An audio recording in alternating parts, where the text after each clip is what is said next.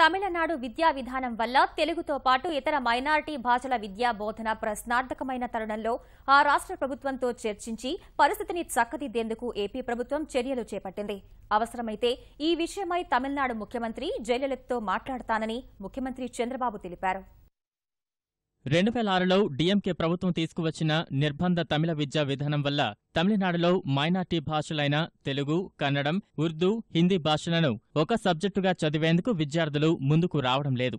తమ భాషా బోధనకు ప్రాధాన్యత కల్పించాల్సిందిగా తెలుగుతో పాటు ఇతర భాషల వారు డిమాండ్ చేస్తున్నారు. సింగపూర్ వెళుతూ మధ్యలో చెన్నైలో ఆగిన ముఖ్యమంత్రి చంద్రబాబుని తమిళనాడు తెలుగుదేశం ఫోరం నేతలు కలిశారు. ఈ అంశంలో జోక్యం చేసుకోవాల్సిందిగా విన్నవించారు. తమిళనాడులో ఉన్న తెలుగు భాష సమస్య మీద చర్చించడం జరిగింది.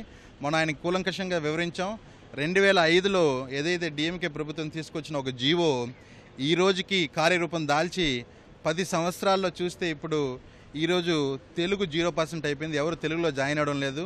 నారా చంద్రబాబు నాయుడు గారు గౌరవ ముఖ్యమంత్రి గారితో జయలలిత గారితో ప్రత్యేకంగా మాట్లాడి ఈ సమస్య మీద తొందరలోనే ఒక సానుకూలమైన నిర్ణయం, తెలుగుకు సానుకూల నిర్ణయం తీసుకొని తెలుగుని ఒక ఆప్షనల్ లాంగ్వేజ్గా ఇష్టమైన విద్యార్థులు చదువుకునే విధంగా ఒక మంచి చర్యకు పూనుకుంటారని మేము ఆశిస్తున్నాం.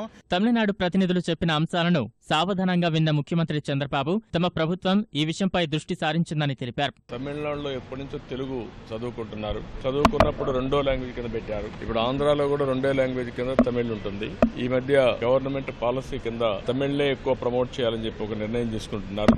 ఏదేమైనప్పుడు కూడా అదర్ లాంగ్వేజెస్ కూడా ఫస్ట్ లాంగ్వేజ్ తమిళ్ కానీ ఇంగ్లీష్ కానీ వాళ్ళు నేర్చుకున్న తర్వాత కావాలంటే తమిళ్ కూడా కంపల్సరీగా పెట్టి అదర్ లాంగ్వేజ్ నేర్చుకునే అవకాశం కూడా ఇవ్వాల్సిన అవసరం ఉంది. ఇస్తారని చెప్పి ఆశిస్తున్నాను. ఆ చీఫ్ సెక్రటరీ ఇక్కడ చీఫ్ సెక్రటరీతో మాట్లాడారు.